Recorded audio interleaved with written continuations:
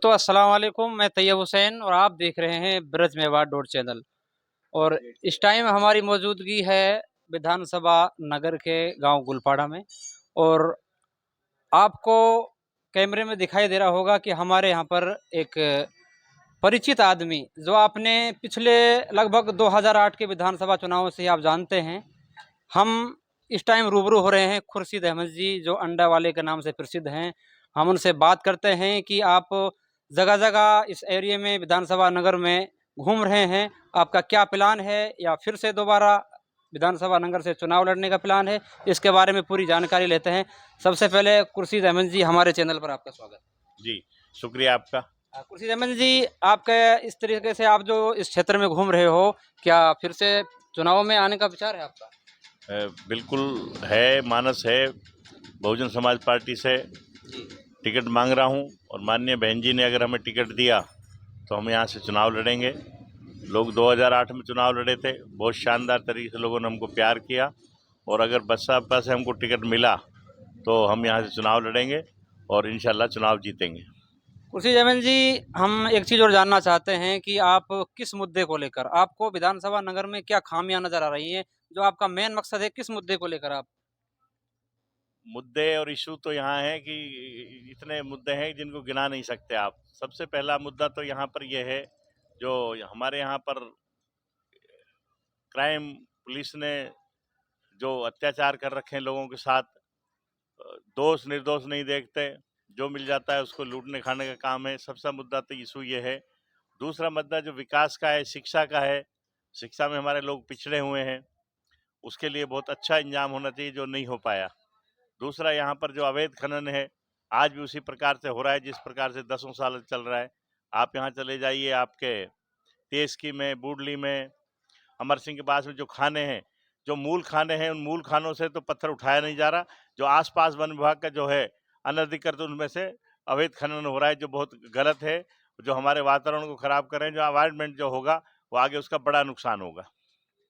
खुर्शीद अहमद जी, एक बात और हम जानना चाहते हैं, जो फिलहाल में वर्तमान सरकार है यहाँ पर, और घाटमिका का जो कांड हुआ है, इस कांड में जो वर्तमान सरकार है, इन्होंने जो यहाँ पर मुआवजा राशि दी है या जो वहाँ की सरकार ने जो निर्णय लिया है, इस मुद्दे पर, इस मैटर में आप क्या कहना चाहते हैं? घाटमिका मैटर, घाटमी का जो कांड है बड़ा निंदनीय कांड है। और जो उस दिन माननीय मुख्यमंत्री आए, मुख्यमंत्री की जो घोषणा थी उससे मैं बिल्कुल असहमत हूँ। माननीय मुख्यमंत्री ने जो हमको मुआवजा देना चाहिए था, उस घटना को उल्टा दूसरा मोड़ दे दिया। माननीय मुख्यमंत्री जी को पता नहीं हमारे मेवकॉम से पता नहीं कितना वो इतनी दूरियां रखते हैं। होना ये चाहिए था कि जो उदयपुर में कांड हुआ उसके बराबर का मुआवजा देना चाहिए था, वो नहीं दिया। और सबसे बड़ी जो मैं कहना चाहूँगा, हमारे जो 3 विधायकों ने, इन विधायकों ने सही ढंग से अपनी बात नहीं रखी। माननीय मुख्यमंत्री को सही ढंग से अपनी बात नहीं बताई गई। अभी जो भी है, लोगों में, इलाके के लोगों में उस मामले में बड़ा रोष है। जो इमदाद मिलनी चाहिए थी वो इमदाद नहीं मिली। और उस घटना को, बल्कि उस घटना के बारे में माननीय मुख्यमंत्री जी ने कहा कि वो आतंकी घटना थी। भाई, आतंकी घटना कोई ऐसा नहीं था। बाकी वहाँ पर जो घटना घटी उसकी डेड बॉडी तो सही सलामत मिल गई थी। हमारी जो डेड बॉडी थी, हमें पूरे अस्थि पंजर मिले। माननीय मुख्यमंत्री का दृष्टिकोण हमारे लिए अच्छा नहीं था। इसलिए मैं तो जो मुआवजा दिया है उससे असहमत हूँ और माननीय मुख्यमंत्री जी को से निवेदन करूंगा, अपील करूंगा। अभी तक जो मुलजिम थे वो मुलजिम गिरफ्तार नहीं हुए। वो मुलजिम अगर अतिशीघ्र नहीं गिरफ्तार हुए तो एक बहुत बड़ा आंदोलन जन मेवात में होगा और जिसमें 36 बिरादरी के लोग होंगे और शीघ्र ही उस आंदोलन की घोषणा की जाएगी। घाटमिका गांव है जो विधानसभा कामा में पड़ता है, लेकिन नगर के विधायक, शायद जो रामगढ़ के विधायक है, इन्होंने भी विधानसभा में आवाज उठाई, लेकिन जो कामा विधायक है उसका कोई रेस्पॉन्स नहीं आया। इस मैटर में आप क्या कहोगे? देखो, वो तो तीनों ही विधायक बराबर के हैं। बाकी इन्हों को जिस तरीके से अपनी बात रखनी चाहिए थी उस तरीके से इन्होंने बात नहीं रखी। बात ये रखनी चाहिए थी, ये तय करना चाहिए था कि साहब मुआवजा बहुत कम है और मुआवजा से ज़्यादा अहम भूमिका ये होनी चाहिए थी कि जो नामजद मुलजिम है वो नहीं पकड़े जा रहे और मुलजिमों के पक्ष में दुनिया खड़ी हो रही है। और पता नहीं क्या सोच है सरकारों का। हरियाणा सरकार को भी ये तय करना चाहिए था, मुलजिमों को अब तक गिरफ्तार हो जाना चाहिए था।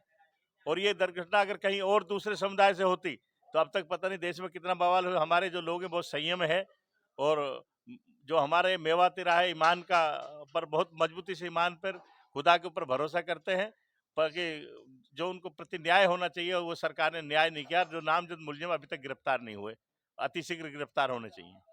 आप ब्रज मेवात क्षेत्र में हिंदू मुस्लिम एकता के लिए क्या संदेश देना चाहते हैं? किस तरीके से लोग रहें, क्या संदेश देना चाहते हैं? भाई हिंदू मुसलमानों को तो कभी आज तक हमारे यहाँ हो ही नहीं। सारी किसान कौम है, जो भी छत्तीस बिरादरी हमेशा मिलजुल के रहती है। ब्याह में शादियों में सब एक दूसरों का आना जाना रहता है। हमारे यहाँ कोई बात ही नहीं हो सकती। गंगा जमनी तहजीब से रहते हैं। बाकी हमारे यहाँ पर कोई ऐसी बात नहीं है। सबसे बड़ी जो चीज है हमारे यहाँ पर, एक दूसरे का जो प्यार है, जो मोहब्बत है, वो है। और फिर ब्रज है, जो जैसे ब्रज कहते हैं कि ब्रज भूमि जाटन की, कुछ देवन की, कुछ जाठन की, कुछ मेवन की। यहाँ पर हमेशा ऐसा रहता रहा। जो जिस जिस भूमि पे आप बैठे हैं या ब्रज की जो भूमि है, तो हमारा तो इससे बहुत पुश्तैनी ताल्लुकात है। भाई कन्हैया जी के जब वंश में जब लोग कहते हैं तो हम उसी वंश से हैं। बाकी हमारे यहाँ पर कोई हिंदू मुसलमान कोई बात नहीं है। सब एक दूसरे से मिलके रहते हैं और बहुत सौहार्दपूर्ण माहौल है। आने वाले टाइम भी हम भी लोगों से ये कहेंगे कि माहौल अच्छा रहे। अभी आपने देखा होगा जो हमारे यहाँ जलसे होते हैं, जो मदरसे होते हैं। बाकी एक बात जरूर कहना चाहूंगा, अब जो ये लड़ाई जो चल रही है देश में, जो हालात में, हमारे उलेमाओं को आगे आना चाहिए। उलेमाओं को आगे आना चाहिए, क्योंकि उलेमा की बात को पूर्ण रूप से माना जाता है। जो भी संदेश जाता है उलेमा को, उसको से सम्मान मानते हैं। बाकी जो राजनीति में जो गिरावट आई है, उसमें एक दूसरे का खिलाफत करना, और दूसरी बात इस तरीके से नेता भी नहीं रहे जिस तरीके से होना चाहिए। अब तो हमारे जो मेवात के उलेमाओं को आगे आना चाहिए, और कौम में जो गिरावट आई है उसको हमारे उलेमा से उम्मीद करूंगा, उलेमा ही अब रोक सकते हैं। जी, बहुत बहुत शुक्रिया। ये थे हमारे साथ में खुर्शीद अहमद जी, और हमारे साथ में रमेश जी हैं। रमेश जी से भी हम जानना चाहते हैं कि ये विधानसभा अध्यक्ष हैं बहुजन समाज पार्टी के। इनसे हम जानना चाहते हैं कि आपके क्या विचार हैं, और जो ये घाटमी का कांड हुआ था, इसके इसके बारे में आपके क्या विचार हैं? 2 शब्द कहें। हम तो घाटमी का गया भी आ, और मैंने तो अपना विचारन से खड़ा होके भी कही, मुझे ये नू कहे में हमारा हिंदू भाई, मैं भी हिंदू हूँ। अब हिंदू धर्म खतरा में और हिंदू खतरा में, मैंने वहाँ भी बात रखी। जब हिंदू धर्म खतरा में, सीएम हमारा, पीएम हमारा, गृह मंत्री हमारा, एक बार इनने सीएम पीएम बना दो, ये खतरा में हो जाएंगे। भाई मुख्यमंत्री इनने बना दियो, पीएम इनने बना दियो, गृह मंत्री मुसलमान बना दो, ये खतरा में हो जाएंगे। जब हिंदू 80% खतरा में है, 20% तो मुमकिन नहीं, एक बार बना दियो। बात है पार्टी की। मैं जाटव समाज से हूँ, 368 गांव है विधानसभा में। आपको तो मैं 1 मिनट में गिनवा के बता दूं। नारोली, गारोली, पाड़ तो पथरोड़, मुंडोर, दांतलो, टिमवई, मोरोली, थून, जाटोली, बढेसरा, गंगावक, रविदासपुर, मतलब 368 गांव है, और 45,000 शुद्ध वोट हैं, जिनमें 3,000 धोबी कोड़ी खटी कन के हैं।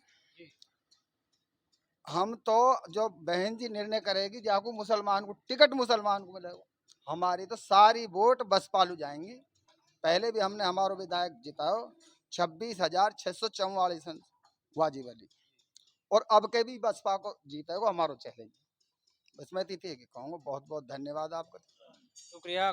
कोई कहता है कि हिंदू खतरे में है, और कोई कहता है मुसलमान खतरे में है, और धर्म का चश्मा उतार कर तो देखो, हमारा हिंदुस्तान खतरे में है। बहुत बहुत शुक्रिया, धन्यवाद। जो